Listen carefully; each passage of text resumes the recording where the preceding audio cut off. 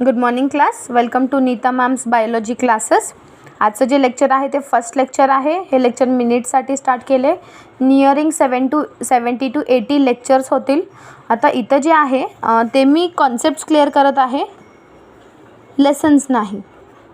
तर lessons mostly हे वेगवेगळ्या कॉन्सेप्टपासूनच बनलेले असतात, पण मोस्टली आपण जे इथं बायोलॉजी शिकणार आहे ते स्टार्टपासून, लाईफ कशी स्टार्ट झाले, लाईफमध्ये कुठले पार्ट्स असतात, काय असतात आणि मग ती एंड कशी होते, असं आपण जाणार आहोत. बघा, ॲज अ स्टोरी आपण जाणार आहे.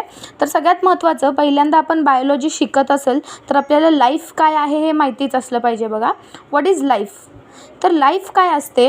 Living organisms. आता तुम्ही बघा, लिव्हिंग ऑर्गॅनिझम्स काही एलिमेंट्सपासून बनलेली आहे, काही केमिकल्सपासून बनलेली आहे. जसं लिव्हिंग ऑर्गॅनिझम्स आणि नॉन लिव्हिंग ऑर्गॅनिझम्स दोन्हीही, both living and non living organisms दोन्हीही काही केमिकल्सपासून बनलेले आहेत. फॉर एक्झाम्पल तुम्हाला जर सांगायचं म्हटलं तर हे जे प्रोटीन्स आहेत, आपल्या शरीर जे आहे ते पूर्ण प्रोटीनपासून बनलेलं आहे. हे प्रोटीन्स जे आहेत ते अमायनो ॲसिड्सपासून बनलेले असतात. आता अमायनो ॲसिड्समध्ये असतं काय? एक फंक्शनल ग्रुप असतं, carbon, hydrogen, nitrogen, hydrogen, oxygen. म्हणजे हे केमिकल्सपासूनच बनलेले आहेत. बघा, carbon, nitrogen, hydrogen and oxygen. Mostly हे सगळे केमिकल्सच आपण बघतो. म्हणजे जे केमिकल्स आपल्याला निर्जीवांमध्ये दिसतात तेच केमिकल्स आपल्याला सजीवांमध्ये दिसतात. जसं प्रोटीन आहे, 20 प्रकाराचे अमायनो ॲसिड्स असतात, त्यांना मिळून प्रोटीन बनलेले असतात. नेक्स्ट आहे फॅट्स. फॅट्स जे आहेत ते कार्बन, हायड्रोजन आणि ऑक्सिजनपासून बनलेले आहेत. पुन्हा कार्बन, नॉन लिव्हिंग, आपल्या अवतीभोवती जे निर्जीव वातावरण आहे, नॉन लिव्हिंग ऑर्गॅनिझम्स आहे, त्यांच्यामध्ये पण तुम्ही कार्बन बघू शकताय. तुमच्या अवतीभोवती वाऱ्यामध्ये हायड्रोजन आहे, ऑक्सिजन आहे आणि सजीवांमध्ये पण तीच वस्तू आहे. त्याच्यामध्ये कार्बोहायड्रेट्स आहेत. लिव्हिंग ऑर्गॅनिझम्समध्ये कार्बोहायड्रेट्स आहेत. लिव्हिंग ऑर्गॅनिझम्समध्ये DNA आहे, सजीवांमध्ये DNA असतो. हे DNA कशापासून बनलेलं आहे? शुगरपासून बनलेलं आहे, नायट्रोजन बेसपासून बनले, फॉस्फेट ग्रुपपासून बनलेलं आहे. विटॅमिन्स आहेत आपल्याकडे, वेगवेगळ्या प्रकारची विटॅमिन आहेत. जसं विटॅमिन ए कार्बन आणि हायड्रोजनपासून बनलेलं असतं. तेच विटॅमिन बी जर तुम्ही बघितलं तर ते carbon, hydrogen, cobalt, nitrogen, oxygen, potassium या सगळ्या वस्तूंपासून बनलेलं असतं. फॉस्फरसपासून बनलेलं असतं. मिनरल्स आहेत, पोटॅशियम, कॅल्शियम, फॉस्फरस, या सगळ्यांनाच आपण मिनरल्स म्हणतो. मग बघा, ह्याचं कॉन्सेप्ट ॲक्च्युली सांगायचं काय आहे, जे निर्जीव ज्या वस्तूंपासून बनलेले आहेत त्याच वस्तूंपासून सजीव पण बनलेले आहेत. But life cannot be created by putting together all the required elements in the right amount. तरीही तुमच्याकडे हे सगळे एलिमेंट जरी असतील तरी पण तुम्ही ह्यांचं गरज आहे त्या प्रमाणात राईट प्रपोर्शनमध्ये लावूनही सगळ्या वस्तू, तुम्हाला हायड्रोजन दिलं, कार्बन दिलं, नायट्रोजन दिलं, म्हणजे एखाद्या सजीवाच्या शरीरात जितके एलिमेंट्स असतात ते सगळे एलिमेंट्स तुम्हाला दिलेत आणि त्यांचं प्रमाणही तेवढंच जरी दिलं, राईट प्रपोर्शन, बरोबर प्रमाण जरी दिलं, तरी लाईफ कॅनॉट बी क्रिएटेड. तरीही सजीव तयार करता येत नाहीत. ओके, मग तुम्ही जर बघत असाल, ॲक्च्युली मला थोडंसं शॉर्ट ठेवायचं आहे हे व्हिडिओ, त्यामुळं मी रिपीट करत नाही आहे. रिपीट करायचं असेल तर तुम्ही पुन्हा व्हिडिओ बघू शकताय. ओके, अबाउट जे आहे पृथ्वीवर जर आपण बघत असेल तर about there are 8.7 million species. 8.7 million एवढे स्पीसीज आहेत. 1.3 million species in and out म्हटलं, गिवन ऑर टेकन, म्हणजे 1.3चा फरक असू शकतो. इकडं 1.3 कमी असतील किंवा 1.3 जास्त असतील असं त्यांनी सांगितलेलं आहे. पण about 8.7 million species are present on the earth. आणि एक्झॅक्टली सांगायचं म्हटलं तर 1.3 याच्यामधनं आपण कमी केलं आहे. एक्झॅक्टली सांगायचं जर म्हटलं तर 6.5 मिलियन स्पीसीज जे आहेत ते लँडवर आहेत, जमिनीवर आहेत. 86% म्हणतो आपण त्यांना. आणि 2.2 मिलियन्स जे आहेत ते आपल्याला समुद्रात भेटतील. ओके, मग इथं बघा, मिलियन म्हणजे लॅक. आपण जे लॅक म्हणतो ना, 1 लाख 2 लाख, तेच म्हणजे मिलियन असतं. जे इंटरनॅशनल सिस्टम आहे त्याच्यामध्ये मिलियन्स म्हटलं जातं आणि इंडियन सिस्टममध्ये लॅक म्हटलं जातं. मग 6.5 लाख तुम्ही असं म्हणू शकताय. 6.5 लाख जे आहे ते सजीव, 6.5 लाख प्रकाराचे सजीव, स्पीसीज, एवढ्या प्रकाराचे सजीव जे ते जमिनीवर आहेत म्हणजे 86%, आणि 2.2 मिलियन स्पीसीज जे आहेत ते कुठे आहेत, जमिनीवर आहेत, तेच म्हणजे पाण्यात आहेत, ते म्हणजे 14%. ओके. मग आता हे जे लिव्हिंग ऑर्गॅनिझम्स आहेत यांच्याबद्दल आपण शिकलो आहे की हे कशापासून बनलेले असतात, आणि या सगळ्या वस्तू जरी मिक्स केलं तरी सजीव तयार करता येत नाहीत. आपल्या अवतीभोवती इतक्या जास्त प्रमाणात सजीव आहेत, आणि ती रेग्युलेट कसं होतात, नियंत्रित कसे राहतात. तर बघा, हे 4 शब्द आहेत. ॲग्रिगेशन म्हणजे एकत्रीकरण, इंटरॅक्शन म्हणजे सुसंवाद, हे पॉझिटिव्ह इंटरॅक्शन असू शकतं किंवा नेगेटिव्ह इंटरॅक्शन असू शकतं. पॉझिटिव्ह इंटरॅक्शन म्हणजे मेल आणि फिमेल कंबाईन होऊन मग एखादं नवीन ऑफस्प्रिंग भेटू शकतं, किंवा वॉर वगैरे होऊन ते संपू पण शकतात. इक्विलिब्रियम म्हणजे समतोल, बॅलन्स असू शकतं, आणि चेंज, काही बदलावांमुळेही सजीव जे आहेत ते नियंत्रित राहतात. त्यांचं नंबर जे आहे ते काही ना काही कारणांमुळे नियंत्रित राहतं. आता लिव्हिंग ऑर्गॅनिझम्सचे कॅरेक्टरिस्टिक्स सांगायचे म्हटले, आपण 11th शिकलो होतो बघा, ग्रोथ, रिप्रोडक्शन, रिस्पॉन्स, मेटाबॉलिझम, ते कॅरेक्टरिस्टिक्स आहेत, पण नीटसाठी थोडेफार स्टँडर्ड कॅरेक्टरिस्टिक्स आपण सांगूयात बघा. तर लिव्हिंग ऑर्गॅनिझम जे आहेत ते इंडिपेंडेंट नॅचरल पार्ट आहेत. इंडिपेंडेंट म्हणजे स्वतंत्र, ते कुणावर डिपेंडेंट नाही आहेत. सजीव जे आहेत ते स्वतंत्रित आहेत, आणि नॅचरल, निसर्गाचा भाग आहे, ते नॅचरल पार्ट आहे. लिव्हिंग ऑर्गॅनिझम्स हे मायक्रो आणि मॅक्रो मॉलिक्युल्सपासून बनलेले असतात. छोटे छोटे मॉलिक्युल्स आणि मोठ्या मोठ्या मॉलिक्युल्सपासून बनलेले असतात. ह्यांच्यामध्ये एनर्जी ट्रान्सफॉर्मेशन अँड ट्रान्सफर दिसते. ट्रान्सफॉर्मेशन म्हणजे एका ऊर्जेचं रूपांतर दुसऱ्या ऊर्जेत होणे, आणि ट्रान्सफर म्हणजे एकापासून दुसऱ्या, एका सजीवापासून दुसऱ्या सजीवामध्ये किंवा निर्जीवामध्ये ऊर्जा जे आहे ते ट्रान्सफर होणे. ओके. आणि हे सगळे जे आहे ट्रान्सफॉर्मेशन आणि ट्रान्सफर जे आहे यांच्यामध्ये जे ऊर्जा ट्रान्सफॉर्म होते आणि ट्रान्सफर होते हे पेशींच्या आतमध्ये दिसतं. जसं solar energy is converted into chemical energy फोटोसिंथेसिसमध्ये, मग तिथं ट्रान्सफॉर्मेशन झालं. सोलार एनर्जी होती आणि सोलार एनर्जीचं काय बनलं आहे, केमिकल एनर्जी बनलं आहे. आणि ट्रान्सफर म्हणजे एका व्यक्तीपासून दुसऱ्या व्यक्तीमध्ये ट्रान्सफर होणे. मग ह्यांच्यामध्ये जे ऊर्जा आहे, जे एनर्जी आहे, ते कुठली एनर्जी आहे, कशाच्या आधारावर सजीव चालतात. प्रत्येक वस्तू चालण्यासाठी ऊर्जा लागते. जसं एखादं इलेक्ट्रॉनिक असेल तर त्याला इलेक्ट्रिसिटी लागणार आहे. गाडी वगैरे मेकॅनिकल असेल तर त्याला पेट्रोल, फ्यूल, डिझेल असं काहीतरी लागणार आहे. तसं सजीव जे आहेत ते ATPवर चालतात.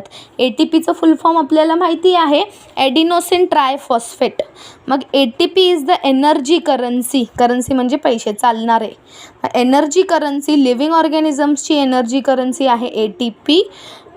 त्यांच्यामध्ये इंटरनल बॉडी टेम्परेचर, त्यांना इंटरनल बॉडी ऑर्गनायझेशन, त्यांचे जे काही ऑर्गनायझेशन आहे बॉडीच्या आतमध्ये ते त्यांना मेंटेन करता येतं, रेग्युलेट करता येतं. लिव्हिंग ऑर्गॅनिझम्समध्ये आपल्याला रिप्रोडक्शन दिसतं, जे ह्यांचं कॅरेक्टरिस्टिक फीचर आहे. त्यांचं कॅरेक्टरच आहे की रिप्रोडक्शन दिसणारच. एखादं सजीव जर असेल तर 110% रिप्रोडक्शन असणारच आहे. रिप्रोडक्शन नसेल तर it can be considered as a non living organism, काही केसेसला सोडून. लिव्हिंग ऑर्गॅनिझम्समध्ये DNA is the genetic material. त्यांचं जेनेटिक मटेरियल जे आहे ते DNA आहे. जेनेटिक मटेरियल म्हणजे काय, याच्यावर एक सेपरेट लेक्चर होईल. मग DNA is the genetic material. RNA in plant व्हायरसमध्ये RNA हा जेनेटिक मटेरियल असतो. DNA has the capacity to replicate only. फक्त DNAकडे कॅपॅसिटी आहे रेप्लिकेशनची, एकाचे 2 होणे, 2चे 4 होणे, स्वतःची कॉपी बनवणे. रेप्लिकेशन म्हणजेच काय, स्वतःची कॉपी बनवणे. मग हे जे कॉपी बनवायचं काम आहे किंवा मल्टिप्लिकेशनचं काम आहे ते फक्त DNAकडे आहे. बाकी कुठलीही वस्तू शरीरातील रेप्लिकेट होऊ शकत नाही. Living organisms can adapt according to the need. Adapt म्हणजे बदलाव. सजीवांमध्ये त्यांच्या गरजेनुसार त्यांच्या शरीरात बदलाव होतात. जसं तुम्ही बघत असाल एखादं मंकी जर असं गरमीच्या एरियामध्ये, इंडियामध्ये वगैरे जर एखादं मंकी असेल तर त्याच्यावर केस कमी असणार आहेत. लाईट डार्क कलरचे केस असणार आहेत. पण तेच मंकी जर स्नोमध्ये जाऊन जर राहत असेल, बर्फाच्या ठिकाणी, खूप थंडीच्या ठिकाणी, तर त्याच्या अंगावर केस आपोआप केसांचं प्रमाण खूप जास्त होतो. मग हे बदलाव कशासाठी दिसलेला आहे, त्याची गरज आहे. ती थंडीमध्ये राहतो, तो स्वेटर तर घालणार नाही आहे, त्याच्याकडे मग केस असणं खूप इम्पॉर्टंट आहे. लिव्हिंग ऑर्गॅनिझम्सची डेफिनेट लाईफस्पॅन असते, काही ठराविक लाईफस्पॅन असते त्यांची, तेवढ्या दिवसच जगणार, त्याच्यापेक्षा जास्त ते जगणार नाही आहेत. आणि हे लाईफस्पॅनची जे टर्मिनल स्टेज आहे, टर्मिनल म्हणजे शेवटीचा टप्पा, आयुष्यातलं जे त्यांच्या शेवटीचा टप्पा असतो ते असतं डेथ, मरणं. आता हे मरणं फायदेशीर आहे.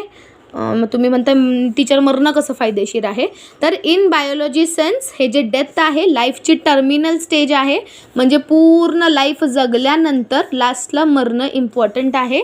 ते तरी एक पॉप्युलेशन रिड्यूस करतं, पॉप्युलेशन जनसंख्या कंट्रोल ठेवतं. आणि हे नेचरच्या अनुसार, निसर्गाच्या अनुसार रिसायकलिंग ऑफ मटेरियल, आपल्या शरीरात जे काही कार्बन, नायट्रोजन हे काही मटेरियल्स असतील ते पुन्हा निर्माण होतील, पुन्हा रिसायकल होतील. ओके. नेक्स्ट आहे सजीव जे आहेत ते स्वतःला एक्सप्रेस करतात ते मग स्वतःच्या बाबतीत सांगतात किंवा रिॲक्शन देतात.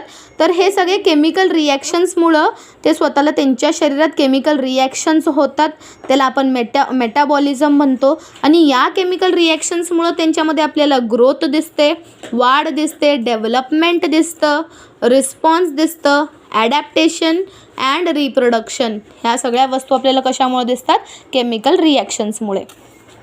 एक्स्ट्रा पॉईंट जर तुम्हाला सांगायचं म्हटलं तर एक टेलिग्राम चॅनल आहे माझं, नीता मॅम्स बायोलॉजी क्लासेस. त्या टेलिग्राम चॅनलमध्ये तुम्हाला रिटर्नमध्ये नोट्स भेटतील, तिथं तुम्ही जॉईन करू शकताय. आणि इथं एक्स्ट्रा पॉईंट्स एक 3-4 सांगते मी. एक स्मॉलेस्ट प्रोटीन, सगळ्यात छोटं प्रोटीन जे आहे ते ACTH आहे. ACTH म्हणजे ॲड्रिनो कॉर्टिको ट्रॉपिक हॉर्मोन.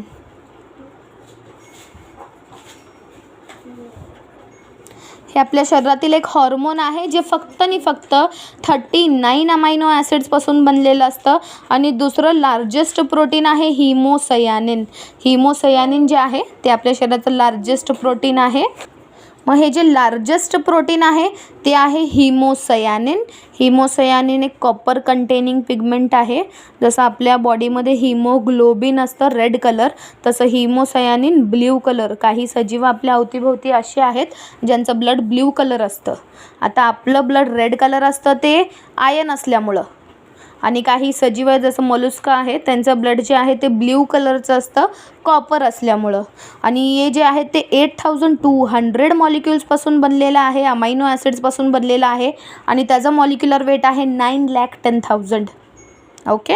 मग आता एक पॉईंट सांगितलं होतं तुम्हाला की लिव्हिंग ऑर्गॅनिझम जे आहेत ते स्वतःचं इंटरनल ऑर्गनायझेशन किंवा इंटरनल बॉडी टेम्परेचर मेंटेन करू शकतात.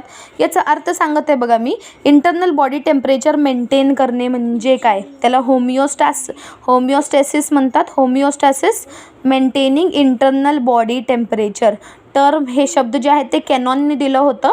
बरं, मेंटेनिंग इंटरनल बॉडी टेम्परेचर म्हणजे काय, जसं समजा एखादं मनुष्य जर बर्फात जात असेल किंवा थंड पाण्यात जात असेल तर त्याचं ब्लड थंड होत नाही, किंवा तो गरम पाण्यात जात असेल तर त्याचा ब्लड जे आहे किंवा त्याच्या बॉडीमधील टेम्परेचर जे आहे ते गरम होत नाही. थंड पाण्यात राहू देत किंवा गरम पाण्यात राहू देत, नॉर्मल बॉडी टेम्परेचर जे आहे ते 37 डिग्री सेल्सिअसच असणार आहे. मग हे बॉडी टेम्परेचर आपल्याला मेंटेन करता येतं, मग त्याला होमिओस्टॅसिस म्हणतात. Homeostasis the term was given by Canon and homeostasis means maintaining internal body temperature. आता लाईफस्पॅन ऑफ डिफरंट लिव्हिंग ऑर्गॅनिझम्स, वेगवेगळ्या लिव्हिंग ऑर्गॅनिझम्सची लाईफस्पॅन जी आहे ते वेगवेगळी आहे. हे तुम्हाला माझ्या टेलिग्राम चॅनलवर नोट्सच्या फॉर्ममध्ये भेटेल. ओके. बरं, हे ॲक्च्युली मी जे आहे ते व्हिडिओज थोडेसे शॉर्ट ठेवणार आहे. यूट्यूबवर अपलोड करायला खूप अवघड होतं, 15 मिनिट्स मोस्टली. ठीक आहे. काही प्रॉब्लेम असेल तर तुम्ही टेलिग्राम चॅनलवर मला विचारू शकता किंवा comment. And please subscribe. Thank you.